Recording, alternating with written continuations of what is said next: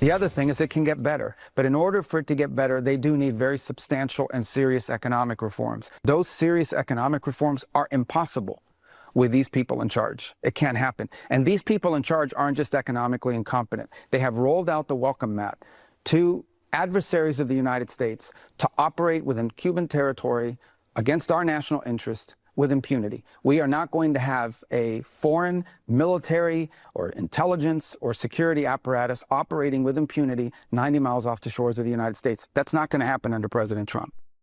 Y el secretario de Estado, Marco Rubio, acaba de afirmar que con el actual régimen cubano no hay posibilidad de hacer los cambios drásticos que se necesitan. También en el Senado acaba de ser bloqueado un proyecto de ley que buscaba impedir que el presidente Donald Trump tuviera todas las cartas para utilizar, por ejemplo, una acción armada en contra de la dictadura cubana. Para analizar estas declaraciones y lo que realmente significan para el futuro de Cuba, nos acompaña Miguel Cosío, analista, comentarista con amplia experiencia en temas políticos de actualidad internacional y además gran amigo de esta casa. Miguel, muchas gracias por estar con nosotros. Gracias, Mario, gracias, y qué bueno verte de nuevo, muy amable. Sí, ya estamos de regreso por aquí.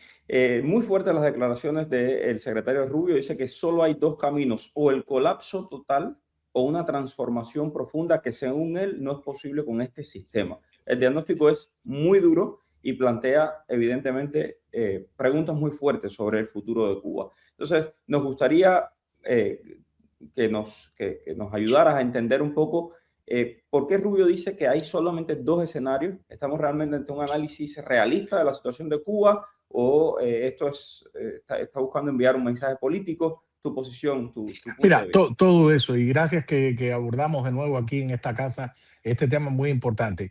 El secretario de Estado Marco Rubio había dicho ya en el pasado que Cuba necesitaba dos cosas, reformas económicas y reformas políticas. Y cuando ahondó en el asunto, en la explicación, él dijo que las reformas, que el cambio económico de Cuba, las soluciones económicas de Cuba, no podrían venir con el actual sistema político. De hecho, dijo con un cambio de sistema de gobierno. Él no estaba hablando de personalidades ni cambia a Díaz-Canel o al otro o al otro. Estaba hablando de un cambio de sistema de gobierno, es decir, el fin del modelo totalitario de partido único. Ahora, la entrevista de ayer del secretario de Estado con Trey Jeans en Fox News es importante por dos razones adicionales, Mario.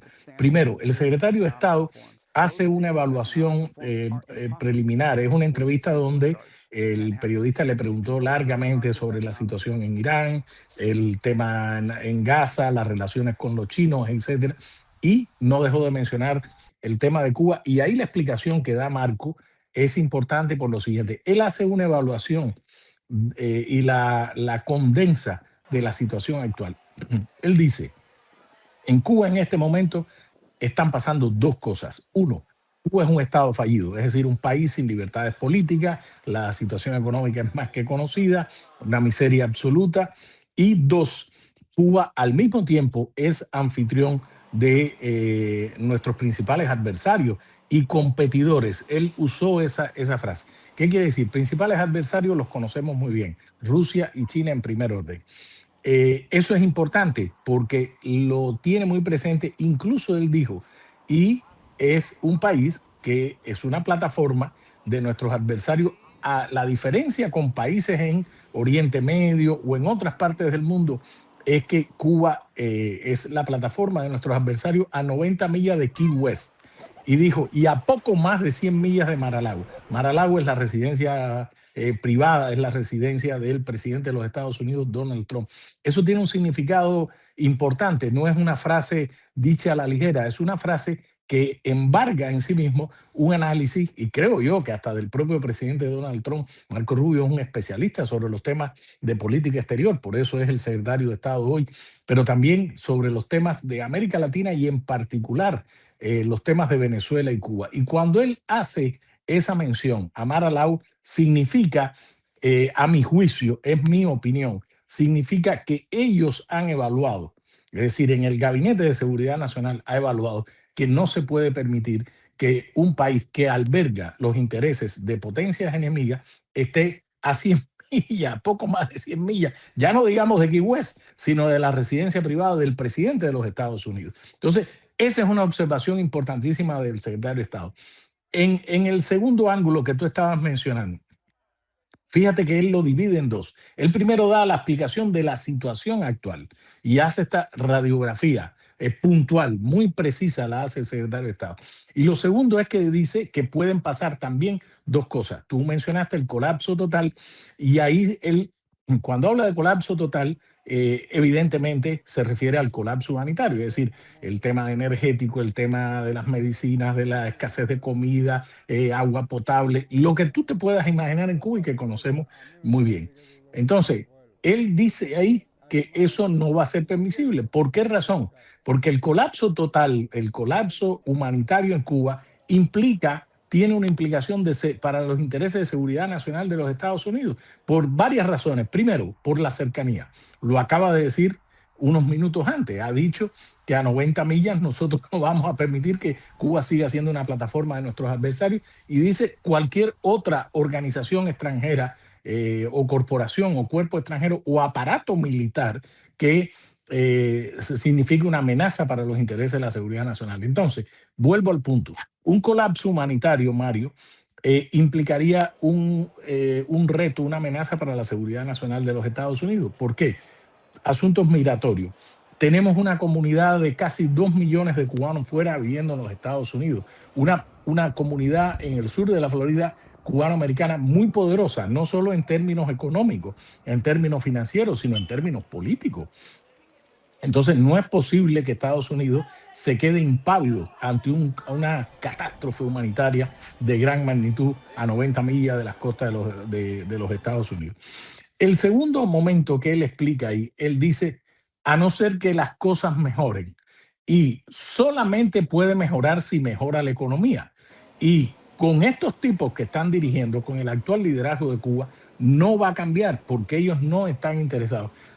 Es decir, yo creo que sí estarían interesados en que el país funcionara mejor económicamente y seguir chupándole la sangre como un insecto o como una garrapata a Venezuela, a México, a quien fuera, sino porque ese Estado fallido, fíjate, él lo llama Estado fallido, Marco llama a Cuba un Estado fallido, ese Estado fallido, incluso, vamos a poner el escenario que reciba de nuevo petróleo o lo que sea, ya está en un estado moribundo, está en una fase final del sistema.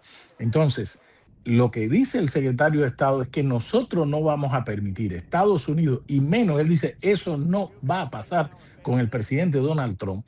Estados Unidos no va a permitir que en esta coyuntura un aparato militar o organizaciones de seguridad extranjeras, sean privadas o sean de gobierno, se aprovechen de la situación, y eso sí implicaría una razón de seguridad nacional. Por tanto, mi opinión es que en esta entrevista del secretario de Estado, aunque él no lo diga con sus palabras, yo creo que hay una decisión tomada.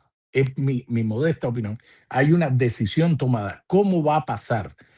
Porque a mi juicio las conversaciones sí, okay. Perdón, Sí, Mario. no, ibas a decir que a tu juicio las conversaciones están o bloqueadas o fracasadas. rotas, y estamos de acuerdo por lo que hemos estado viendo. O sea, la respuesta de ayer de Carlos Fernández de Cosío diciendo que las nacionalizaciones, las expropiaciones fueron legales y que ellos no tienen nada que negociar sobre eso.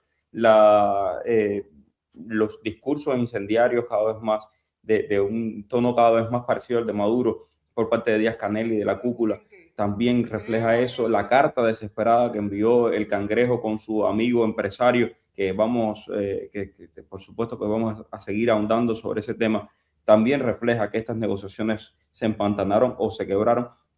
Pero justamente ayer veíamos a el Senado, a la mayoría republicana del Senado, bloqueando un intento demócrata por amarrarle las manos al presidente y que no pudiera hacer ningún tipo de acción militar en caso necesario en Cuba.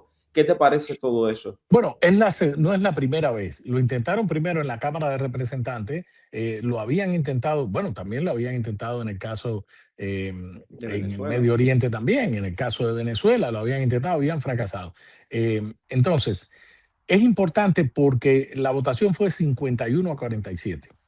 Es importante por varias razones. Primero, porque nosotros vamos a tener elecciones de medio término en noviembre de este año, 2026, y se renueva la tercera parte del Senado, no el Senado completo, como sí va a ocurrir en la Cámara de Representantes, donde los 435 escaños están en juego. Y, por cierto, hay un nuevo mapa electoral en el caso de la Florida importante para los republicanos, según ha dejado ya muy claro el gobernador Ron DeSantis. Entonces, lo que pasó en el Senado ayer es importante porque no solo le amarra las manos a aquellos demócratas que han llevado esta iniciativa, sino que al lobby cubano que ha tratado de bloquear esa cualquier decisión, cualquier iniciativa militar o de la que fuese del Ejecutivo, del Poder Ejecutivo, estaría bloqueada. Y entonces, tú recordarás que hace poco salió una importante encuesta aquí en 4 condados del sur de la Florida, precisamente West Palm Beach, donde está la residencia del presidente de los Estados Unidos, Monroe, más al sur, condado Miami-Dade y condado Broward, donde una inmensa mayoría, estamos hablando casi el 80%, 79% de los cubanos americanos encuestados, verían como una solución posible, factible y deseable una intervención militar. Cuando uno habla de una intervención militar, por supuesto, Cuba transforma esa ecuación en una agresión armada mayúscula, un desembarco mayúsculo. No necesariamente. Mira lo que pasó en el caso de Venezuela, una de las operaciones militares más exitosas que va a quedar para los libros de la historia militar.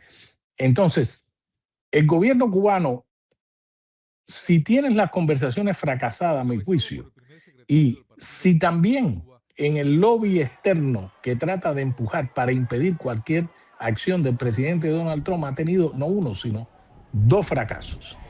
Y por eso es que vemos ahora la declaración tonta, porque no hay otra manera de definirla, de Carlos Fernández de Cosío, el viceministro de Relaciones Exteriores, cuando hace poco más de un mes dijo que ellos estarían dispuestos a sentarse con Estados Unidos para tratar el tema de las confiscaciones en los años 60 de propiedades que fueron nacionalizadas a americanos. Entonces, ahora dice, justifica, es decir, están echando para atrás. Es decir, eso no es un camino, no es solo una declaración errada, sino es tonta porque hace un mes dijo otra cosa. Lo segundo, en el tema de las confiscaciones, él se ampara en que fueron legítimas desde el punto de vista de la Constitución de 1940, la última constitución democráticamente aprobada por los cubanos. Dice que fue apegada al derecho internacional. Lo primero que le tendría que decir a Carlos Fernández de Cosío, hijo de diplomático y diplomático él, que tiene que acordarse de una cosa muy sencilla. En toda ley, en toda normativa judicial está lo que se llama la letra de la ley y el espíritu de la ley. La letra es el texto tal cual de lo que se acordó en la norma, lo que fue votado, acordado, aprobado, etc. Según esa letra, pon tú que vamos a poner que estuviera él en lo cierto, que no lo está, pero vamos a poner el escenario que estuviera en lo cierto. El problema, Carlos Fernández de Cosío, es que el espíritu de la ley es lo que refleja la voluntad de tú o hacer justicia o transformar la letra de la ley. Y eso fue lo que pasó en el caso cubano. Es falso que se apegó a Estado de Derecho, es falso que se apegó a la Constitución de 1940 en el caso de las propiedades, por ejemplo, del capital privado de norteamericanos. Claro, Estados Unidos no aceptó la magra compensación que estaba ofreciendo el gobierno revolucionario de Fidel Castro, porque el papel del gobierno de los Estados Unidos en aquel momento era defender a sus ciudadanos, no llegar a un acuerdo cuando, mientras tanto, el gobierno de Cuba había negociado con el gobierno de la Unión Soviética. Ambas dictaduras en ese proceso de acercamiento empezaron por el tema de las refinerías petroleras. Querían que las refinerías americanas, al menos 3 de las más importantes, refinaran el crudo soviético. Está el tema de la ITT, la telefónica, el tema de las compañías eléctricas, en fin. Es decir, es falso lo que está diciendo ahora Fernández de Cosío. ¿Por qué lo dice? porque tiene que echar atrás en algo que ellos habían dicho que le habían tratado de ofrecer públicamente a Estados Unidos como un mecanismo de algún tipo de negociación o conversación. Entonces, vuelvo al punto original. Quiere decir, a mi juicio, que esta es una prueba más de las conversaciones están estancadas. Estamos en un momento muy importante, Mario. Estamos en un momento muy importante porque Cuba necesita, dicho por el ministro de Energía y Minas de Cuba, no por nosotros, al menos 8 tanqueros, 8 buques petroleros como el Anatoly Kolotkin, que llegó a puertos cubanos con una carga de 250,000 barriles de petróleo hace poco. Necesitaría 8 al mes, 8. Está muy lejano de ello. Entonces, la crisis energética se va a profundizar y vamos camino hacia el verano. ¿Cuál va a ser la solución para salir de aquella dictadura? Pues yo creo que la entrevista ayer del secretario de Estado con la cadena Fox News nos da algunas pistas. No, definitivamente, y conversaciones que hemos tenido privadas con altos funcionarios del gobierno y tal, muestran de que hacia allá va este asunto y de que sí hay una determinación de acabar con esta dictadura antes de noviembre. Estamos convencidos de eso. Gracias mil, Miguel Cosío. Gracias a todos por su amable audiencia. Mañana nos encontramos aquí en Cuba al Día. Soy Mario Pentón. Que tengan excelente tarde.